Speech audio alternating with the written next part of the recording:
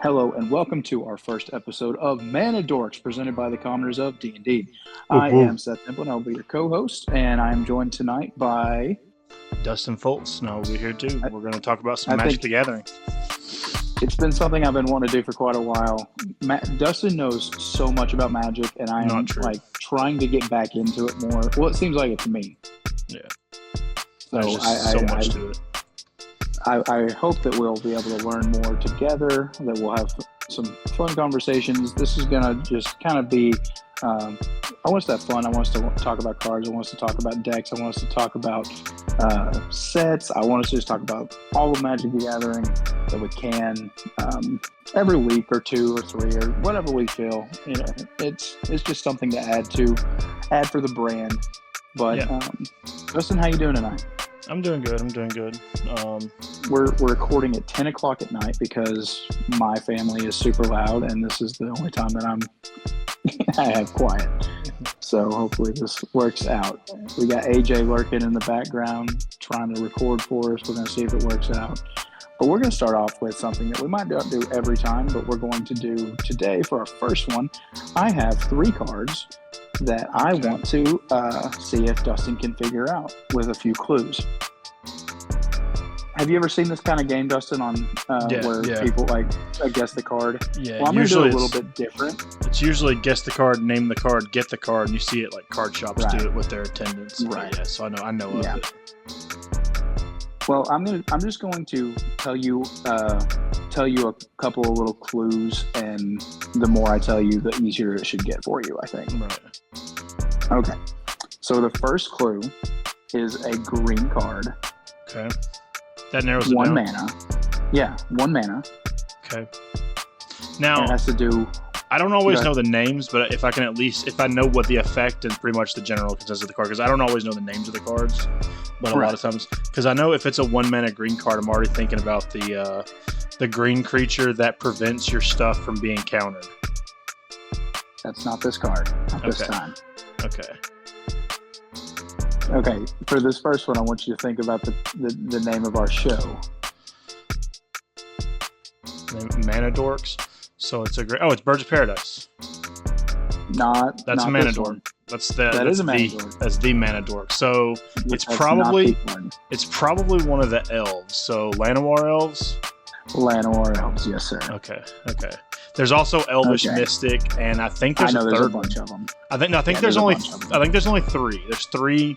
There's definitely 2 Llanowar elves and Elvish Mystic. There might be a third one that I'm forgetting about, but yeah, they're all 1 mana, 1 green mana taps for a green, 1/1 Right. elves. Yeah. I have my tribal elf deck, and I think I have more than 3, but I'm not sure. Like I said, I'm not the one who would know. You are. Okay. Well, there are ones that tap for other things, but specifically tapping for green, I think there's only 3. Because there's Okay, also you got the boreal druid or boreal elf that taps for colorless. Okay. All right. The next one is a much more expensive card. Gotcha. It is a blue mana card. Okay. Which are you a blue player? You're a blue player. Oh right? god, yeah. You're I'm a sitting blue. here messing with my blue-green deck. So you've done green and now you've done blue. So yeah. Okay. All right. 3 mana.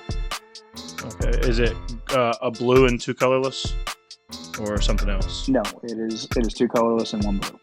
Okay, that's what I said. Yeah, blue and 2 colorless. Yeah. Gotcha. Okay. Oh, I thought you said the opposite. Well, it's just it taps for. You need to pay 1 blue and 2 colorless. I usually just do the order of the color first. But anyway, that's not relevant. Go ahead. Tap 2 and a blue. Is Yeah. how I would usually say. Yeah. Yeah. It's an Okay. enchantment card. Okay. Much more expensive enchantment. Is it Rhystic Study? It is Rhystic Study. I knew you'd get that one very quickly.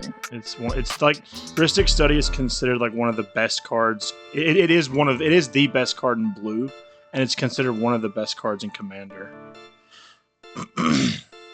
Especially Next in time terms of we power. try this, we might do the other way where you're asking me questions and I answer you. I think those work a little smoother. Yeah. Okay, so this next one is going to be a segue into our next conversation, Gotcha. but it is a red card. Okay. This one's probably the hardest, I would Okay. think. You tap 2 and a red to cast it. Okay. It is also an enchantment. Red enchantment that's 3 mana. Okay. So I think that eliminates Underworld Breach. I think it's 2 mana. Okay. You want to ask me other questions, and I can maybe give you... It's an enchantment. Yes. Is it an aura or just a regular enchantment? Just a normal enchantment. Okay, just a normal enchantment. Does it give the board haste? No. Okay, so it's not that one. There's a 3 mana red enchantment that gives just your creatures haste. 3 mana enchantment. We're in red. Is it from Tarkir? Because I probably won't know if it's from Tarkir. If it's brand new. I don't know. No, this is an old card. Okay. I'm not sure what else to read. I'm not a huge red player. Does it? Let me think. I got my Gruul deck that does things with red cards. Red enchantment stuff. Yeah. It affects the entire board. Let me say that. Right. Not just you. Right. Much more powerful in a commander game. Yeah.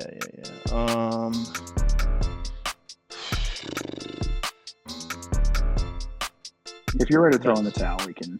No. That's why I was thinking about the gives. So there's a 1 mana red enchantment that it's called like Hysteria or something with Hysteria in the name, and it gives every creature on the battlefield haste. It's very risky. Mm-hmm. I actually have the green version of that right here. That's called Concordant Wilds. And it does the same thing. It's a world enchant. It says creatures can attack this turn if they can attack and use it's an older card, so it has a bunch of, but basically it gives the entire board haste. So there's a green version and a red version, but for 3 mana, I want to say that version of it that affects the whole board. I don't think for 3 mana it affects the whole board. I think it just gives your creatures haste. And other things for 3 mana that are enchantments, nothing's coming to mind. Here's another big clue for you. Here's another big clue. Okay. This card breaks the unwritten rule that people seem to follow in Commander. This is a no card. Oh, okay. You're talking about land destruction. It's got to be land destruction. What? Oh, it's Blood Moon. That's what it is. It's Blood Moon, not destruction. Yeah. Blood Moon, it's land tampering. Yeah. It turns. Yes. Completely forgot about Blood Moon. Yeah. Yes, Blood Moon was the card. I'm super happy that you got that. Yeah. And that, I wanted us to look at that card because that segues us into, I thought it was an AITA post, but it was actually an Ask Me Anything post on Reddit. It's been taken down, but this is a very interesting situation that happened to a player at his local game store, and I want to get your input on it. Gotcha. So I'm gonna read the post. I sent it to you. You can read along with me. Okay. But for the viewer, for the listeners, right. The post title says, "Just got banned from a card store for playing Norin the Wary," which I actually don't know. Norin the Wary. Yeah, me either. And it's an Ask Me Anything. Preface: I wanted to play a bracket 2 version of Rocco Cabaretti Caterer. Yeah, which is Rocco's Norin the Wary. Great Naya commander because he has a built-in tutor effect. He's wonderful. Okay. But every pre-game conversation for a lower power game was denied, so I played my bracket 4 Norin the Wary deck instead. I was about to say, if Blood Moon is in this deck, it is not bracket 1. But anyway, Go ahead. I had to face the owner of the store during an EDH tournament round 2. I played a Blood Moon turn 3 that shut him out of the game as he unfortunately couldn't draw his basics. The game was pretty close between the other players and I, but I pulled ahead with a win. Fast forward to round 3. Before I even pulled my deck out of the box, I'm berated by a person in the pod for playing CEDH, which definitely I was not. No. Albeit a strong bracket 4 with no infinite combos. Anyways, the store owner heard the tone shift as I got annoyed from the guy persisting that my deck was #mean. Or quote, in quotes, mean. Right. And shouldn't be allowed in the store. The store owner chimes in from across the shop in his pod and starts going on a tirade about Blood Moon and how he's going to ban it in the shop, etc., etc. I say quietly, if you ban cards that are legal, I'll just take my business elsewhere. He didn't hear me and told me to tell him what I said or he was going to kick me and my brother out. I started to pack my things because I didn't want to play in a hostile environment, and I tell the table, my brother included, that I'm leaving. And he again didn't hear me and proceeds to say, "You're just an effing a-hole. Get out of my store, you're banned." I asked him for the participation prize that we had paid for, a single pack, albeit I was undefeated at this point. He refused to give us what we had paid for and cursed my brother and I out of the store, an absolute embarrassment of a shop owner. Absolutely. That's insane. So what are your thoughts on this? Absolutely unacceptable. First off, it's like he didn't break any rules. I've dealt with like extremely salty players during. First off, when you're playing for a prize, unless there's an understood power level, which is, I will say, the one thing that the bracket system does help players with, because they always talk about Commander as a casual format, and they're like, make sure to have that rule zero conversation. Let me tell you something. Nobody has that rule zero conversation. The people in the shop that have that understand Magic and like to brew and don't just have the one deck, they're the ones that you got to watch out for the most, because they'll kind of get a consensus from everybody. They'll be like, what's everyone playing tonight? And then they'll listen. And if there are certain people there that they know only plays like this, like we have some twins that go to our card shop every now and then. They both play really strong. They only play, I think one of them plays 3 decks, the other plays 2. They're all very strong decks. They're not weak at all. Maybe the kid that has 3, he has 1 deck out of the 3 that's actually not tier bracket 4, basically, with using the bracket system as a power judge. So basically, the more experienced players will judge the room, and then they'll usually play something according. So if there's a lot of like lower tier players that are going to be in the tournament, they'll usually grab some in the lower tier. They'll be respectful. But yeah, that's absolutely ridiculous. I had a player who I like combo. Most of my decks have the ability to potentially win out of nowhere. And oh man, that makes people mad.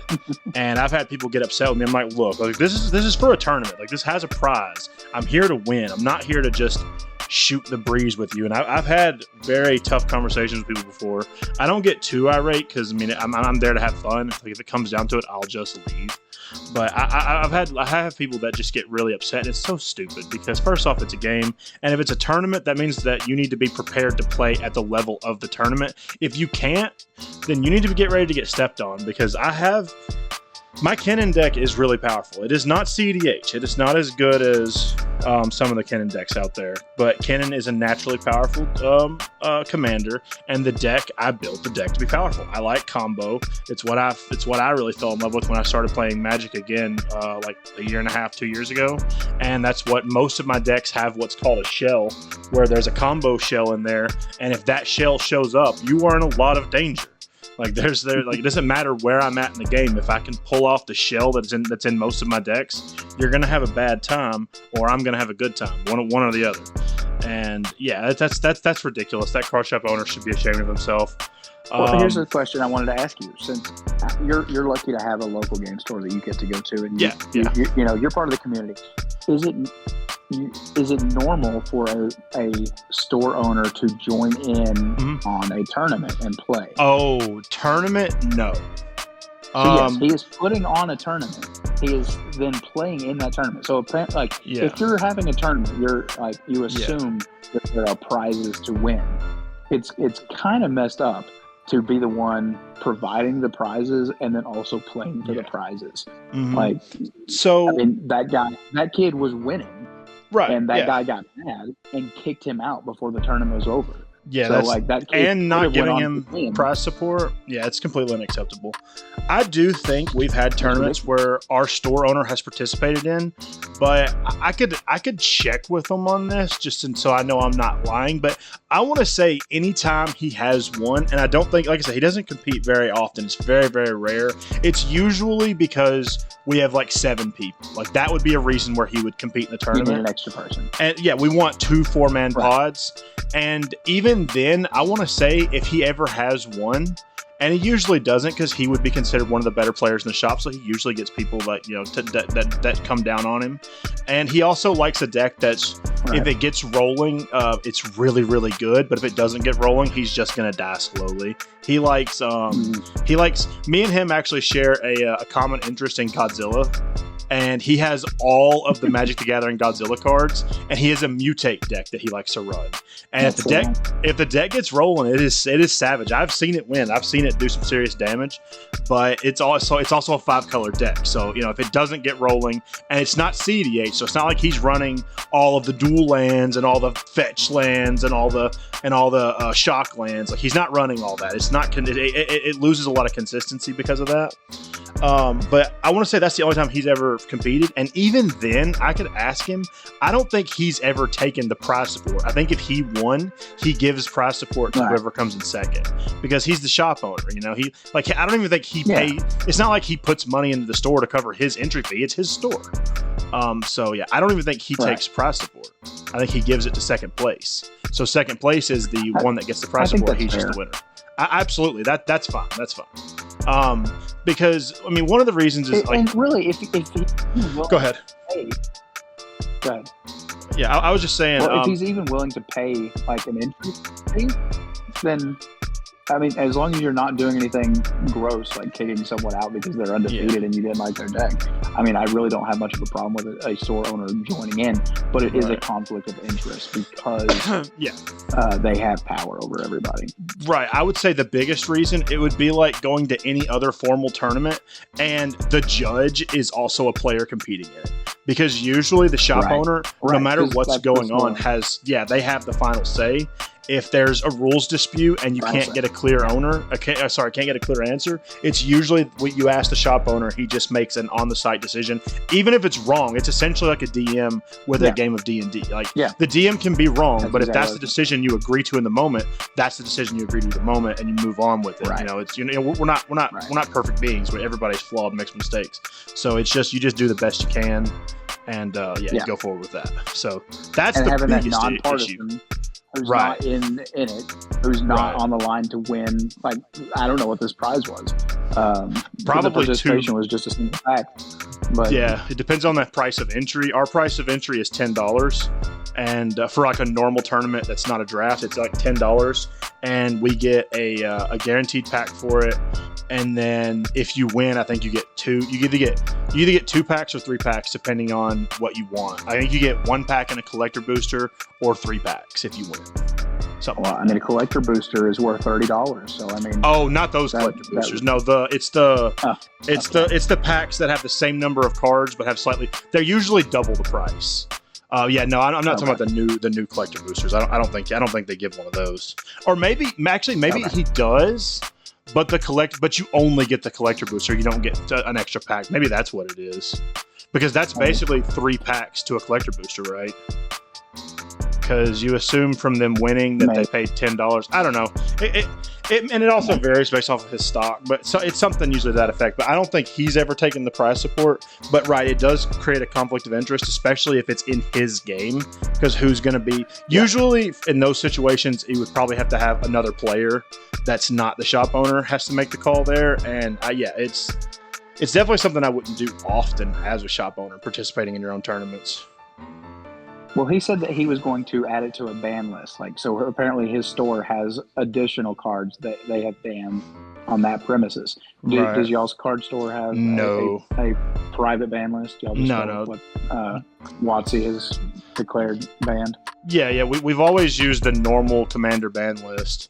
The only thing is that I don't think that's that uncommon. We don't have one, but it wouldn't surprise me if because you do have to look at it from the shop owner's point of view. If you have a rogue new player coming in and they're upsetting everybody in the store because of this dumb deck that they play, they do have to prioritize their financial future. So if you've got one guy coming in and he's making sure 5 other people don't show up because of the player that he is or the way he plays, you're gonna have to come up with a way of addressing it, because as a business, you can't. It's hard to deny entry if they haven't really done anything worth it. I don't really know the specifics. Maybe you can deny entry. I don't know. But yeah, I can understand you here's prioritizing your financial future. Here's the next problem I see with this, and I saw other people. I actually read this Reddit. It was broadcasted to me, so I read it, and then later I actually saw some YouTubers talking about it. Pleasant Kenobi being one of them. You should check him out if you've never seen him. I heard that very name. Smart Magic player. Yeah, he's British, and I like his takes a lot. But something like the writer of this post says that in his third game he pulls out his deck and someone is complaining saying that his deck is CEDH. It is not. So for those who don't know, well, I know, but technically it should be, because you're in a tournament for a prize and you're playing Commander, so you are being competitive. Right. So like you said, why would you not bring the best possible deck? Because you are playing for a prize. You are playing competitively.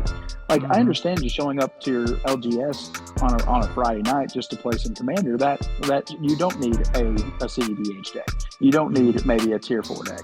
But you try to vibe it out and play accordingly. But if you're in a tournament and you have a CEDH deck, why in the world would you not use it? Here's another problem that the shop owner has done. If you're going to run a Commander tournament, decide what power level you want. If you want everyone running ones, then call it a tier 1 tournament, and then everyone is on the same playing field. Right. If you want it to be more interesting, call it a tier 3, call it a tier 4. You have that ability. So no one can get upset about what you're playing. Like, if they're actually it kind of sounds like they were having that rule 0 at the beginning, and he was wanting to play. He wanted to play a weaker deck, right? Like he said that but everyone else wanted to play up, so he's like, all right, I'll play up. And then people were throwing a fit about it. Like, the tournament should have been decided, okay, this is going to be this specific tier. And we're actually, do you have anything else you want to say about this specific situation? Well, I do wonder, was this before or after the bracket? Like, this occur before or after the bracketing system? No, he's talking about tiers or the brackets. He's talking about brackets. I was curious about that, because I will say, if the bracket system did do one thing, it is finally getting some facet of the the rule 0 conversation. It did do that. Like, it did accomplish that very much.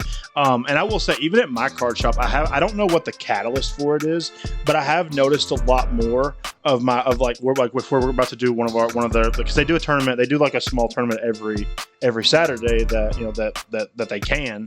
Usually the only time he doesn't is if there's another tournament that day, like one of the other the card games he plays.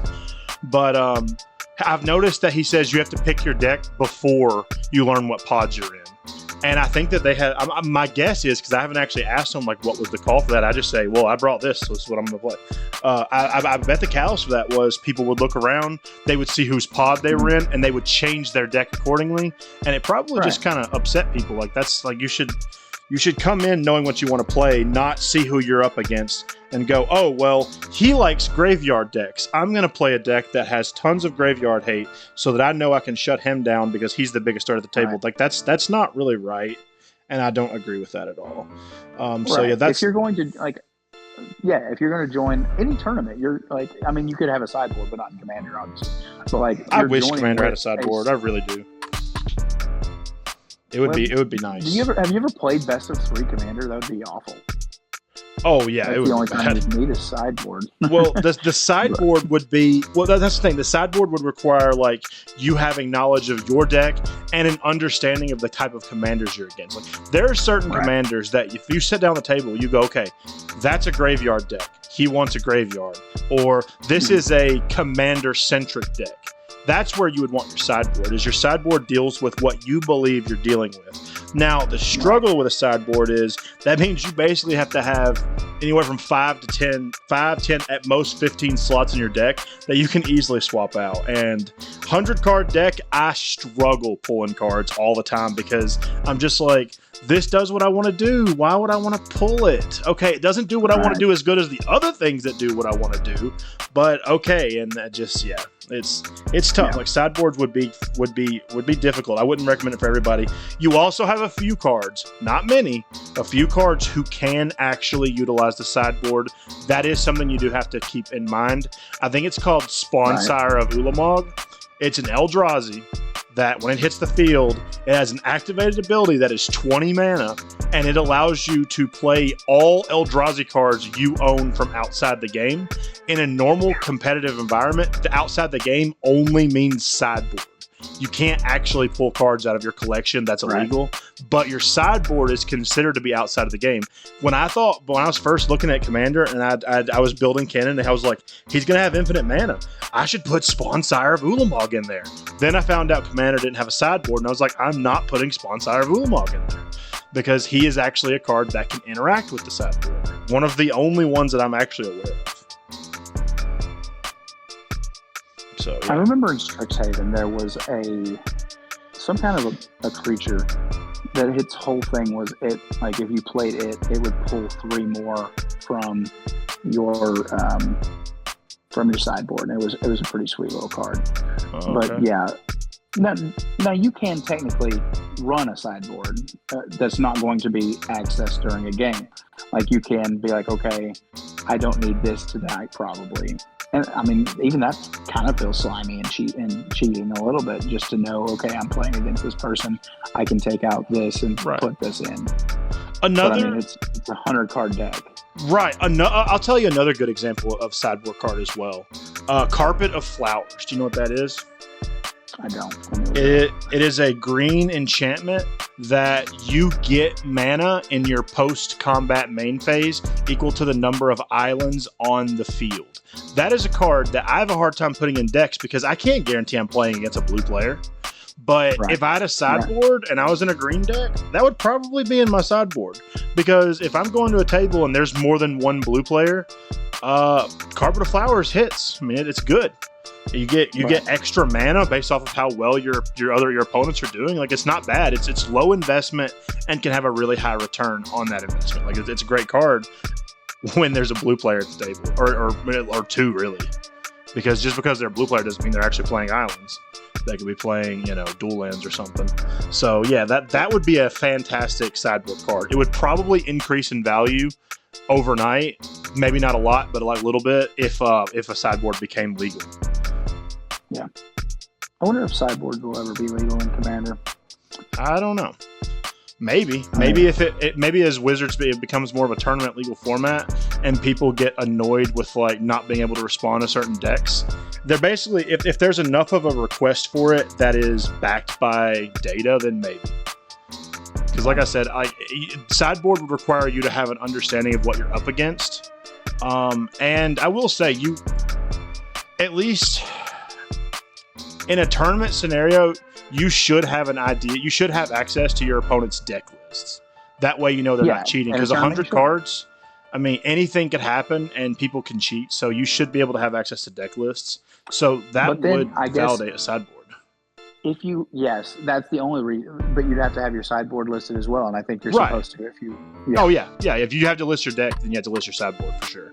Yeah, and I guess that'd be fair because then you okay, here is my 115 cards, right? That I have access to play, and people and then you look at other people's and be like, okay, well I can pull this out, put that in, and I'm surprised Commander does not have that.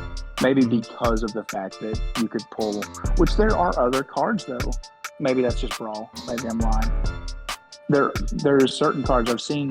I saw Covert go blue do it with the Professor or something where they played a card and it brought in like some kind of some mana rocks from outside of the game but it might not have been a Commander. It might have been a Brawl game, which is a little different, so I'm not sure. Yeah. Does Brawl have a sideboard? I think our consensus. Does Brawl have a sideboard on Arena? I don't know. I'll look up the video because I can find it easily, and I'll send it to you, and you could probably explain to me what it is afterwards. So I think we're both in consensus that store owner was a jerk. And that 100%. Guy does not. Yeah. Apparently, 100%. this guy had to take down his post though because he was being harassed by his from locals that like were on that store owner's side. I did yeah. posts. Yeah. Some other people was like, yeah, that store owner, they didn't give us our pack either. Like they're pretty scammy. But then other people, I guess, were harassing this kid so much that they had to take the post down. So you the can't kid, find this on Reddit now. The kid took it down for his own safety, or he took it down because he was forced to take it down. He was being harassed, so I guess he took it down. I'm not sure. Right, maybe monitors did it or moderators did it. I'm not sure. Right. Okay. But yeah. But we talked a lot about the bracket list, right? Mm-hmm. And you were wanting to touch on that a little bit. Yeah. Are you? So you got into it a long time ago. It used to be called the tier list, right? 1 through 10. Well, yeah. And everybody's deck is a 7. That's the joke. It's a 7. That's a joke. What are you playing? A 7? Sure. It might have been a 2. Might have been a 9. And if you remember when you were looking at the little sleeves that I had on my decks, I did try to be accurate with it. Like if my decks were good, I put them high. If they were not good or they were janky or so I actually did try that to the best of my ability. It was like a fuel gauge where it was like jank, battle cruiser, focused, optimized, and then CDH. I only have 2 decks that even get close to CDH. Well, 3. Both my Kennen decks can be pretty strong. I only have those 3. Like anything else, it's like it can do well, but in a game with a CDH deck, it would have lost before it could ever get to that point. So it's like it's not that. But yeah, so I tried to do that. That was long before the bracket system because I did feel like you should know you should have an understanding of your power level. The other people around you should have an understanding of your power level. And I'm a combo player, so believe me, I've had lots of hurt feelings before because I had no board state. My turn started, and they lose the game. Like it's not. I don't joke around. I like the combos where I can come. I have some decks that it takes 2 turns to set up combos, but my favorites are the ones where I can do everything in 1 turn. Those are my favorites. They're also harder to pull off. That combo that combo I told you for Food and Fellowship. That's if you have 1, 2, 3, 4 mana, you drop all 4 cards, you win the game. Period. It's because it's 2 mana for Sam, right? No. Sam is he's 3 mana. He's 3 mana, so it's 3 mana for Sam, 1 for Viscera Seer, and is it 2 for Cauldron Familiar or 1 for Cauldron? I was thinking 1 for Cauldron Familiar, but maybe not. Whatever Cauldron Familiar is, so that's 3, 4 plus Cauldron Familiar, so maybe a 7 mana win the game on the spot because it's instant speed win. Cauldron Familiar is 1. Okay, so yeah, so I was off by 1. It's a 5 mana win the game on the spot, but you do have to have 2 of the 3 cards because 1's in your command zone. Right. But yeah, those are the best wins. But as someone who you started off with the tier system, and now we have gone to the bracket system. The tier system is gone. I don't know if anyone talks about tier systems anymore. Yeah, it also wasn't. It wasn't good. Are you a fan of the bracket system, or I think that some changes need to be made. My biggest thing is the difference between tier 1 and tier 2 is non-existent. I think I have 1 deck that's honestly a tier 2.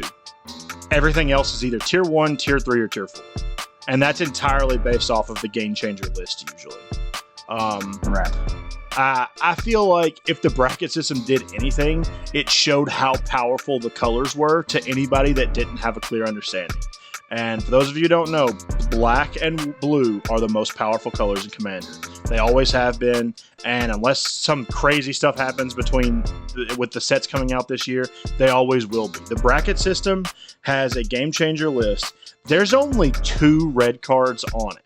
There would have been 3, but he got banned back in December. It was called Dockside Extortionist. It was a little goblin boy, and man, he was probably the most powerful card in Commander at the time. I mean, like absurdly so. The entire game warped around the mere presence of him. Even in CDH, it was affected. Like in CDH, you know, there's a bunch of 0-drop mana rocks that you could have. You don't play them if you can't use them. Out of fear, somebody else has a Dockside in their hand, and they will get mana because of it. Like he warps the game. He's so powerful. Rhystic Study, Rhystic Study does the same thing.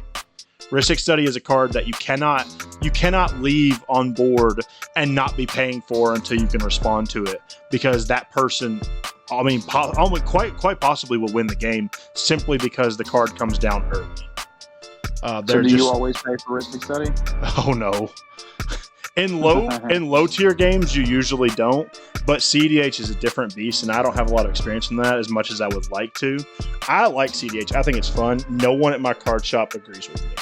I printed off those 4 CDH decks that I have, and I brought them in. We played with them one time. The guy who took the hyper. The 4-color hyper deck, that was, whole thing was win as fast as possible. He won on turn 2, and everyone else said that was lame, and then walked away. And I was like, you know, we could play another. It only took 5 minutes. It's like, no, they'd rather take 40 minutes playing a game with multiple board wipes, and it's like just an absolute slog. And I mean, that's fun too. It's exciting, and you never know who's going to win. But it's like the quick games aren't bad either. Like, I don't know. I like it. It's a completely different play style and mindset. That's the hardest part, is without doing it, without playing it more, it's hard to know what you need to do. Like for me, Mulligan is very important in CDH. I usually keep a hand that I can do something with, but no, you can't. That's not how CDH works. It's about it's about having an efficient hand. Like if you have a hand with quick access to Rhystic Study, that's a keeper of a hand because of, like I said, Rhystic Study warps the game around itself, and they know they will draw cards off of it. It's just a matter of when. So it's like their opening hand, like there's certain things they're looking for, and I've even seen games with one of the CDH channels that I used to watch a lot more. I haven't watched much of them lately, but I used to watch them a lot. I've seen games where they will mulligan down to 4 just because they're looking for a certain type of hand, and they won't accept anything else, even if it takes them out of the game completely. So yeah, it's a completely different like mindset, play style, deck understanding, knowing what you're working with. One of the best decks in the format right now is Rograk Silas. It's a 3-color. It's red, black, blue. It runs the partner commanders Rograk, son of Rograk, who is a 0-mana red goblin who can come out at any time from the command zone, and then Silas Wren. I honestly don't know what Silas Wren does. He's just there for the colors, really, more than anything. He does have an effect that's decent. That's not why he's there. He's there to provide you with the blue and black colors, and that deck is the best in the format. First off, it runs, like I said, blue and black. For 3 mana, a blue-black deck can win the game instantly. All you have to do is have 2 blue, 1 black. You pay the 2 blue. You play, what's that dang mermaid that wins you the game? I have it right over here somewhere. She is Thassa's Oracle. You play Thassa's Oracle, right? Mm-hmm. Thassa's Oracle, it gets cast. In response to Thassa's Oracle being cast, you pay 1 mana, you Demonic Consultation, you say any card that's not in your deck, your entire deck goes into exile. Thassa's Oracle comes down, checks your deck. Oh, you have no cards. You win the game right there. Yeah. 3 mana. That's black blue is impressive. And for a Rograk Silas deck, if one of those are at the table, like I said, that's the most powerful color in the game. I've seen games where the other people will intentionally mulligan till they have a way of interacting with that, because they know if they can't stop that, they will win before you can do anything else. Wow. So everyone will mulligan to grab like some kind of free counter spell or some kind of easy interaction to stop it, because they know Rograk Silas will win before turn 3. It's just it's that good at it, and it's that efficient at it, because black gives you the best tutor colors, blue gives you the best counter spells, as well as Thassa's Oracle, which is one of the best wins in the game. It's just powerful. Yes, and then that's the whole thing is like CDH is a whole nother thing, and I know of it, but I don't really play it enough to really call myself proficient with it. And that's where I feel like I'm lacking, is I just don't have the play experience. See, Watsy explains bracket 5, which is the CDH level. It mentions that it is very competitive and meta game focused. So everyone knows, okay, I'm trying to get that fastest Oracle off by turn 3. So everyone has to, like, that's the point of playing that high up a bracket, is everyone knows. I mean, they probably do have those deck lists, so they know, okay, this is what I'm going up against, this is what it takes to beat that, and that's why they're willing to mulligan down so far. Right. So where do you find yourself playing in your brackets? What are your decks that you enjoy playing the most? What bracket my favorite deck is, like I said, it's still Kennen, but it makes people feel bad because I enjoyed Kennen so much. I made 2 variations to the deck.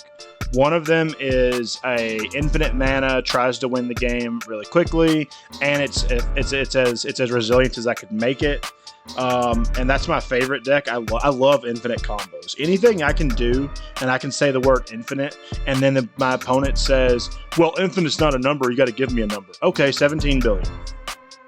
That high enough for you? It's like it's just fun. I just find it like exhilarating. It's like the idea that I'm a wizard who's in an instant speed doing something like millions of times. It's just exciting. So I love infinite combos. I have several of them in my decks. Because of that, any deck that does run a combo like that is usually going to be bracket 3 or higher. My favorite decks, both of them being Kenning, are both bracket 4 because of how powerful the cards in the decks are. I think I made changes to my my second Kennen deck because the whole point in it is that it wasn't as powerful as the other. I did take out a few cards. I think I brought it down to bracket 3. I don't think I can bring it any lower than bracket 3 though. And that deck is fun because it makes the game unfun for everybody else. It has a lot of stacks cards in it. And yeah, if that deck gets rolling, I'm the only one who's going to play the game and you get to watch. And that's not even the deck I haven't built. That's the worst. That's the worst example of that. I have an even worse one for not Selesnya, for white blue. I'm blanking on the name. But yeah, I have a white blue deck. It has a slight vehicle theme because of the commander. I'm blanking on the name. I can pull it up real quick though. But Azorius. It is Azorius. No. Okay. Azorius is the color. Yeah, I was blanking on the color combo. But the commander for it is Shorikai. Yeah, I call it Mean Machine because when I looked up Azorius, I was like, okay, this is a blue-white deck. Blue is counterspell. People hate counterspell. And white is like the premier stacks color. It has like a lot of the best effects or has some relation to them being partially white. So I was like, okay, well this deck, I had Shorikai there. I'm big Gundam guys. So I looked up every 2-card locks down the game combo I could find and put them in that deck. I think it has 3 or 4. And they're mean combos. If I get them going, like literally there are cards that I have Stasis in there. Stasis is considered. Oh, that was my other goal for the deck was to make it. There's a meter that I found like 2 years ago. It was called the Salt Score. It was how salty players judged a card based off the effect it had on the game.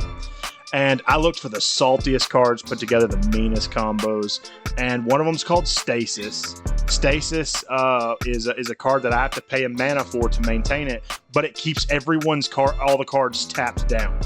And the way that I maintain my game and prevent you from playing it is Stasis makes you skip your untap step. Everybody skipped their untap step. But under normal circumstances, I can't pay for it anymore, so eventually it has to go away. Well, when I have a 4-mana enchantment that every time my opponents draw a card, I get a mana because they can't pay for it. Maybe they can pay for it once or twice, they can't maintain it. I have Smothering Tithe on the field, which says whenever an opponent draws a card, if they can't, that player may pay 2 mana. You create a treasure. Yeah. I create a treasure. So that means I net 3 treasures a turn. One of them pays for Stasis, and the other 2 I build up and just play whatever I can as slow as I can. It's a mean combo. And I'll even tell players once I get it off, I was like, look, we can play this out, or you can forfeit. And I've played that deck. I've played that deck maybe twice. I don't play it often.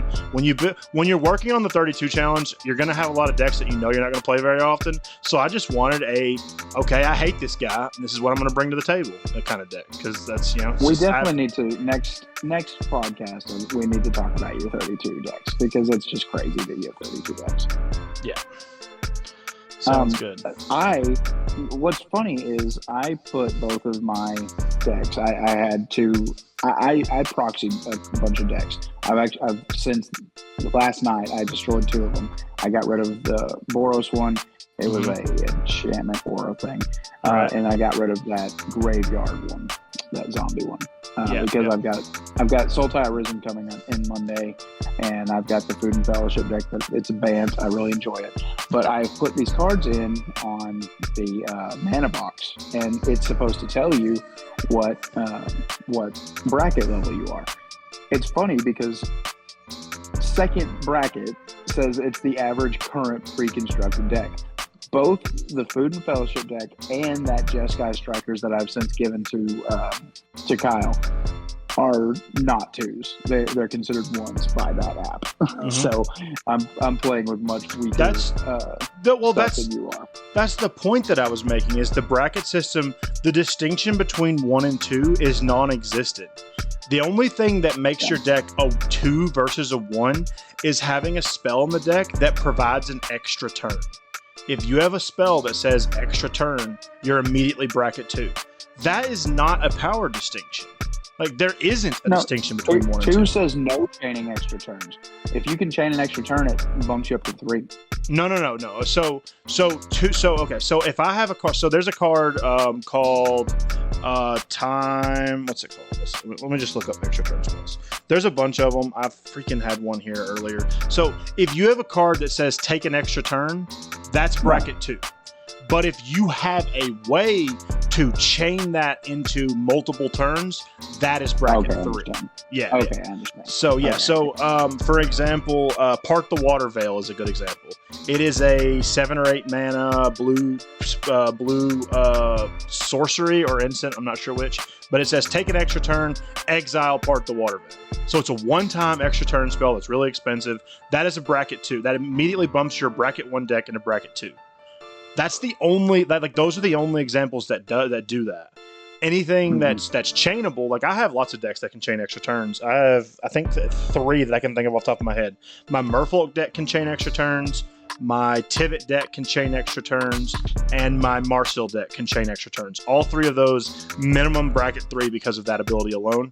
But then I have extra turn spells in other decks.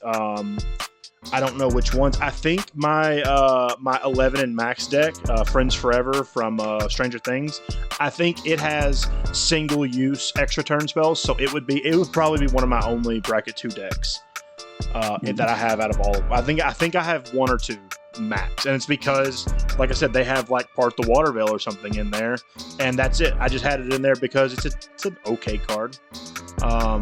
That's why it's in there. That's the only distinction. So if you have a deck that's bracket 1 and you think it can't compete against bracket 2, that's not true. In all honesty, yeah, for sure.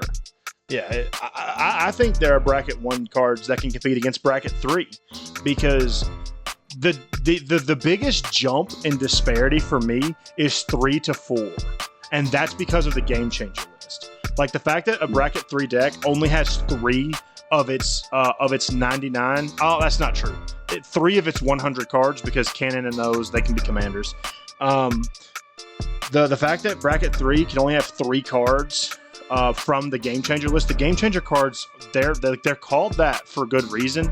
The list does need to be expanded upon, and I don't know what they're going to do about. It will be too. Yeah, it will be. The issue is synergy. That's where you're going to have some decks that are going to break this bracket. That's where I think this is where people are going to get the most upset, is because you have cards that have so much synergy, but they're honestly bad cards most of the time. A good example is a buddy of mine. He plays a deck. What is that freaking thing called? It's a really weird deck, and it uses a bunch of bad cards, but it synergizes so well with the commander that it's absolutely game breaking. And that's the kind of things that I feel like the bracket system is going to be like. You as a player need to say, look, this is a bracket 1 deck, but it's not a bracket 1 deck. And you just need to be honest. That's where players just need to, this is where the rule 0 conversation kind of returns. Yeah. High synergy cards will be more powerful than the bracket that they actually live in. Because there are cards, they're most commonly commanders who take bad cards and make them better cards. It's just, there's too many cards in Magic the Gathering for this not to be a thing. And yeah, that I feel like is where the bracket system kind of lets players down, is that bad card synergy. Why do you think people don't like the rule 0? Why do you think people like?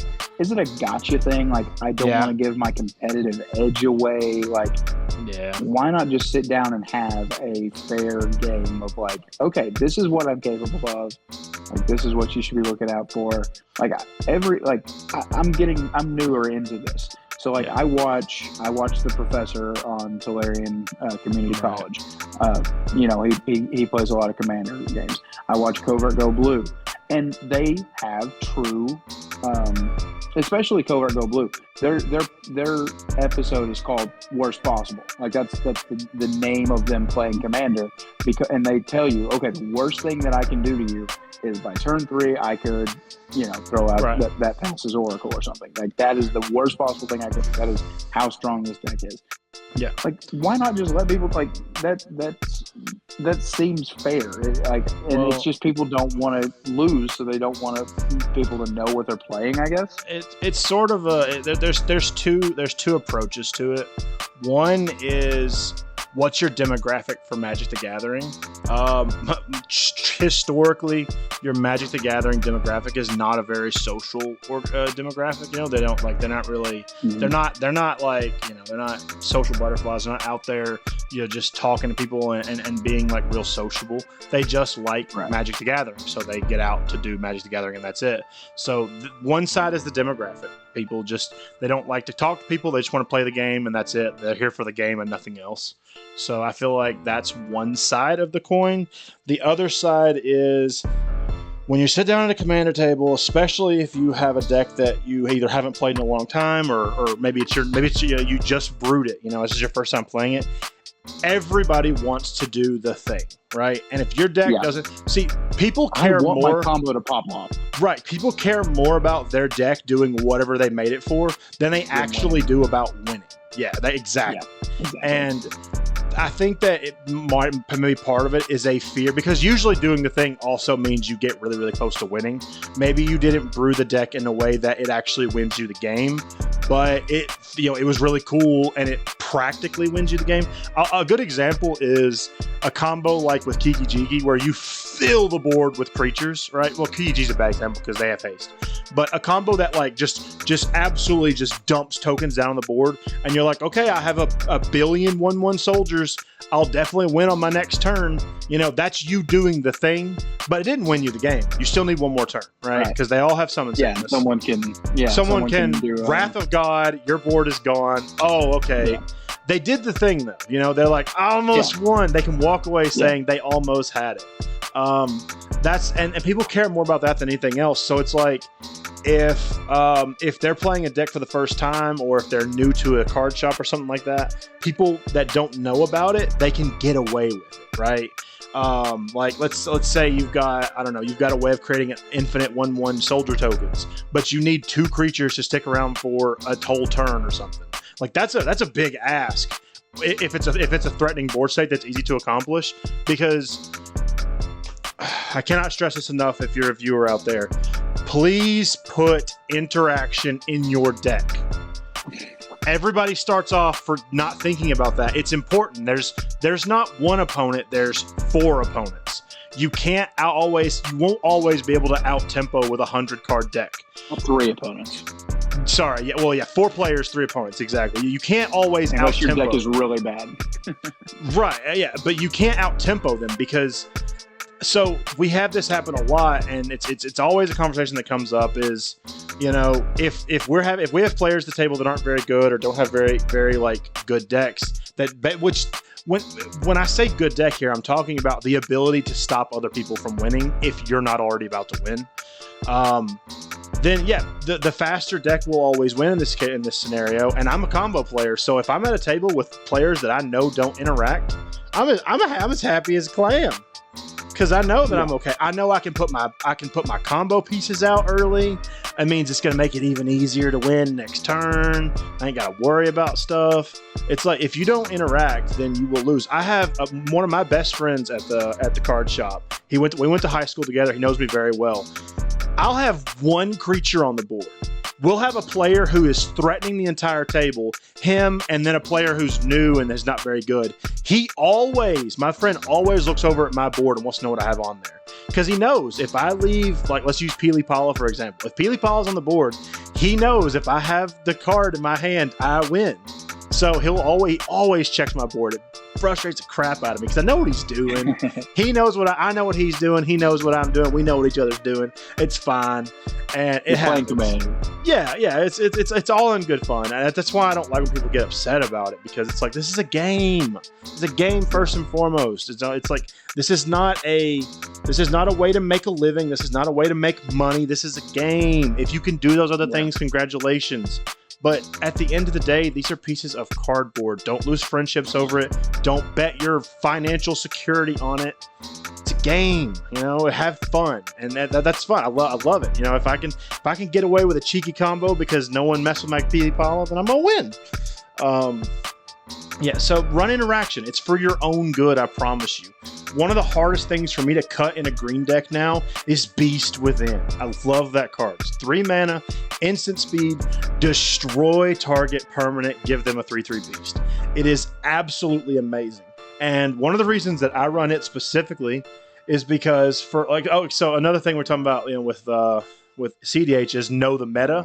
Well, in addition to know the meta, if you have a card shop, know your card shop's meta. So I had 2 players, my best friend and another guy who's a really cool guy. He works at the local radio station, right? And they both like Thrun. He's a troll. They use him as his commander. I think it's like Thrun Breaker of something. But the problem with Thrun is he has hexproof from non-green. So the only thing that you can target him with is green spells. And it's so frustrating because they both build him Voltron, which means they just stack a bunch of power on him and they just let him kill you, and it's so frustrating. I think one of the two players have broken apart the Thrun deck, letting the other guy kind of take over the Thrun archetype. But for a while there, they were both running Thrun, and that warped my building strategy. And I was like, if it's green, I'm gonna put Beast Within in it, because guess what? It's a green removal that hits Thrun. So green, commander. So you only have one of them. Yeah. I have to have it. Yeah, I only get one shot. Yeah. But it's just knowing your local meta is also very important. But yeah, like there are certain cards, like their removal is so good and so efficient that I have a hard time cutting them. For a white deck, one of the hardest cuts is Path to Exile. Path to Exile and Swords to Plowshares. Very hard cut to make. Yeah, I saw a video today and it was saying Swords to Plowshares is the most commonly used white card. Mm-hmm. Blasphemous Act is the red. It's again. That's surprising. That's surprising for Blasphemous Act. Yeah, that's the most common red card that's used. Yeah, it's just Beast Within, I think, was the green one. Okay. All removal. All removal. Yeah. Black was. I don't remember black. Blue was counterspell. Counterspell. Okay. Counterspell is actually the. So when you're talking about counterspells, the counterspell to blue counter target spell, that is the baseline. Never take a counterspell that's worse than that in Commander, unless you have a really good reason. I mean, because honestly, even counterspell, there's a variation of it that's way more powerful called Mana Drain. It's an expensive card. It's the video even said that. Yeah. Counter, because it's so hard when you have 3 other opponents and you're holding up more than 2 mana for the eventuality they're going to do something. You're setting yourself behind. It's tough. That's why the free counter magic is so critical. At all. Yeah. I don't like blue because I mean you're really holding up mana, hoping that you're going to find something worth countering. But I mean, if you have a flash, which a lot of blue has flash for that reason, I guess, that you can play on other turns, so that you can decide, do you want to put a creature into play, or do you want to stop someone else from putting their creature into play? Right. But I don't enjoy blue too much. Yeah, blue. I like blue. Blues. Well, do you have anything else you just want to say about the bracket system? Well, I guess just a quick overview. So 1 and 2, not a difference. 3, I feel like, is going to be the home of most players. Most people, if your deck is considered bracket 4, I recommend looking into why and trimming it down to bracket 3, unless you know your deck is firmly a bracket 4, in which case leave it there. I think bracket 3 is going to become the home of Commander for most people. I agree. And then I think bracket 4 is just high power, and bracket 5 is a mindset as well as an efficiency problem. Like a tier 5, a bracket 5 CDH deck is efficient, and that's where even my deck kind of fails a little bit. Number 1, I don't have the dual land. I have all the lands except the this. Land. Yeah. If you took if I just took my Food and Fellowship, the thing says that it's a 1, and I just upgraded just the lands. How much of a difference is that going to make in a deck? Is upgrading units? No, it doesn't make a huge difference. Not a huge difference. Well, your deck is 3 color, so your deck is going to feel better.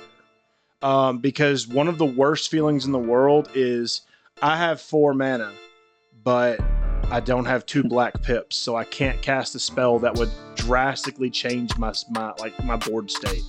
That feels really bad. So when you're building it, when you're building a deck, if you have a card that you're like, well, I have this, I'll use I actually have an example. Right, not in here. It's called Penum's Aura, and what's the other version of it called? I don't know. Basically, what they are is they're untappers. They're an enchantment. Penum's Aura is 2 blue and 1 colorless, and it allows me to untap my creatures for a blue mana, as well as a bunch of other stuff. And then there's another version of it that's 1 blue and 2 colorless. When you're in a multicolored deck, those colored pips are very important. So be sure you're watching that, because if you can't efficiently and consistently get multiple of the same color, then I would recommend those being cuts you make to your deck, possibly for interaction. Because that's a big deal in multicolored decks. Yeah. Okay, so I continue with your bracket. Okay, yeah. So, and I guess that'll run us off. Is bracket 5 is about mindset, number 1, and number 2 is efficiency. Everything in your deck has a reason, a place, and it exists for a reason beyond you saying, well, it's my pet card, or because it's funny. It's about the deck being efficient. That means running fast mana. That means running good combos, not bad combos, good combos. And then you having the understanding of doing things such as playing the meta, aggressive mulligans, and knowing what you're doing there. That is what it means to be CDH. It goes beyond the card. And that would be it goes beyond the deck, and it's how to play. It's how intelligent are you, and how well do you know your stack of cards? And your opponents. You do, and your opponent. Yeah, absolutely. I agree with you though. I think that bracket 3 is, that actually might not be true. People might steer away from the game changers. It might actually be more 2 than 3. Well, I just say 3 because you're going to inevitably do something else. I think if you have more than 3 tutors in your deck, tutors are really important. They give your deck a lot of consistency, and even bad tutors count on the tutor list. Yeah. So if you have any tutor in your deck, then if you have more than 3, immediately bracket 3. So you can have an unlimited number of tutors. Land tutoring? No. It specifically ignores land tutoring. So crop rotation, cultivate, harrow, rangers, something all of those are ignored. It just specifically, if it tutors anything other than a land, it counts on the tutors list. But that's been the biggest thing for me is like, okay, do I have like a lot of my decks that were bracket 3 that I was like, I can make this a bracket 1 deck. It usually included me cutting out 1 tutor most often. You know, that was the big thing. In fact, my Golgari deck had 4 tutors in it. Immediately, I cut the worst one that was just kind of synergistic. Cut the worst one. Now it's a bracket 1 deck. Done. I thought that bracket 1 couldn't have any tutors. No. Bracket 1 and 2 can have 3. If you have more than 3, it becomes bracket 3 immediately. Oh, I thought bracket 3 saying 3 game. Oh, that's game changers. I'm sorry, right. Not tutors. Few tutors. It says few tutors. Yeah, and few means 3 according to their thing. Okay.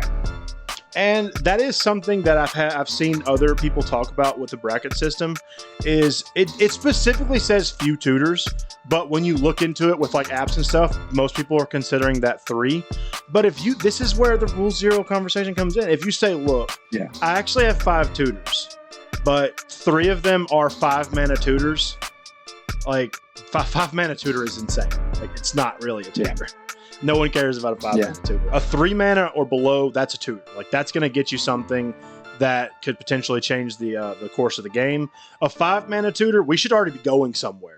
You should be able to deal with this. You know, the game should be over by the time 5 mana is being played. Well, if you're playing a 5 mana tutor, you just burned your whole turn to go get a card that might change the state of the game.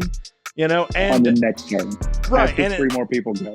Yeah, and if you're not even in black, it probably was a conditional tutor or a reveal tutor. So you have to broadcast to the whole table what's going on. Like you're not fooling nobody.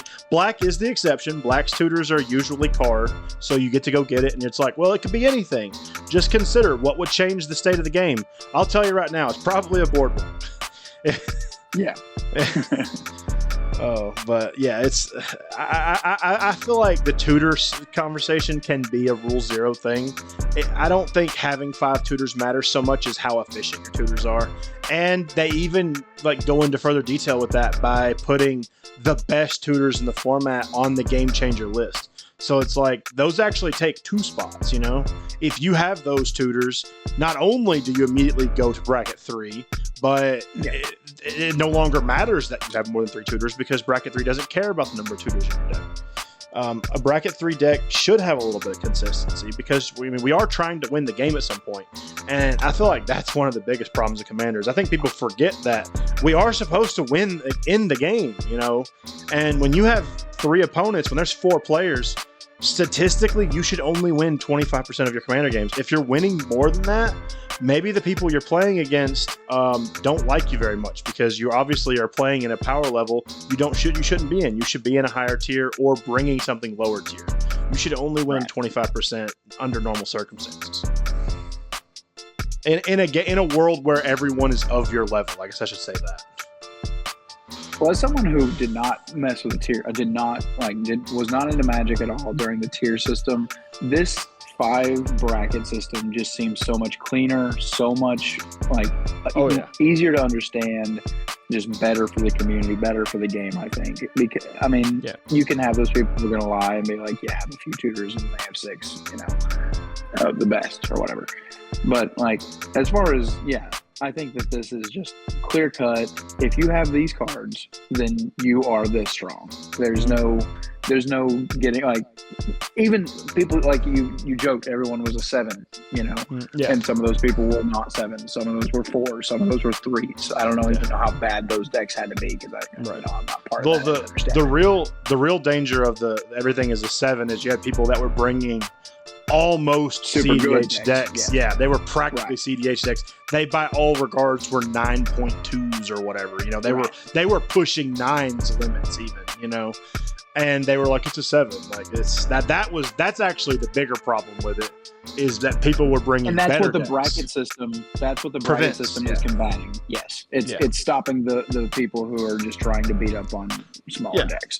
It doesn't help much the worst decks coming up, but for sure, Well, we had some other things to talk about, but I think we've been talking for almost an hour and a half. Okay. We might just have to get to some of our other talking points on the next one. Okay. I think our first little podcast here went well. I enjoyed it. as we go about this and we keep doing this, I would like for you to, since you are definitely the elder here in every possible way. I guess you are my elder, but you just know more. I would be interested in like you giving me challenges or something, or builds to try to do or something like that, just to think about in the future. I think that'd be cool. Yeah. But some sneak peeks on what we're going to talk about next time. I think we definitely want to hear Dustin talk a little bit about his 32 deck challenge that he put himself through. I just bought a secret lair for the first time. Never thought I'd buy a secret lair at all, and then April Fool's Day come around, and I just had to jump on that. So I want to talk about that at some point. I'm so glad you got it too. It looks like so much fun. The Deadpool deck. It does look like fun. But we're going to talk about that next time. Thanks for joining us here on Dorks, presented by the Commoners of D&D. We're going to see you next time. Take care, guys. All right.